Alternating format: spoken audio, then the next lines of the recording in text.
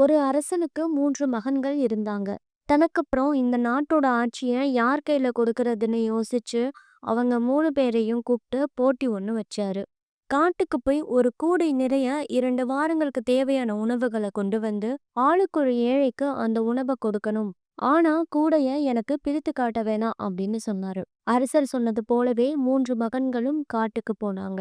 முதல் மகன் மரத்தில் ஏறி நல்ல பழங்கள பறிச்சு கூடையில வச்சான். 2வது மகன் சோம்பல் பட்டுட்டு கீழே கிடந்த அழுகிய பழங்களை எடுத்து கூடையில வச்சான். 3வது மகனோ ஏழைக்கு தானே கொடுக்க போறோம் அப்படின்னு நினைச்சு கீழே கிடந்த குப்பைகளை எடுத்து கூடையில கொட்டினான். 3 பேரும் அரண்மனைக்கு போனாங்க. பின்பு ராஜா தன்னோட மகன்கள் கிட்ட, நான் சொன்ன ஏழைகள் வேற யாரும் இல்ல, நீங்க தான். நீங்க கொண்டு வந்தத 2 வாரங்களுக்கு நீங்களே சாப்பிடுங்க அப்படின்னு சொன்னாரு. முதல் மகன் அவன் கொண்டு வந்த பழங்களை சாப்பிட்டு அரசனாகிட்டான். அரசர் இப்போ மற்ற 2 மகன்களையும் பார்த்து, நீங்க மத்தவங்களுக்கு நல்லது நினைச்சிருந்தா உங்களுக்கும் கண்டிப்பா நல்லது நடந்திருக்கும் அப்படின்னு சொன்னாரு.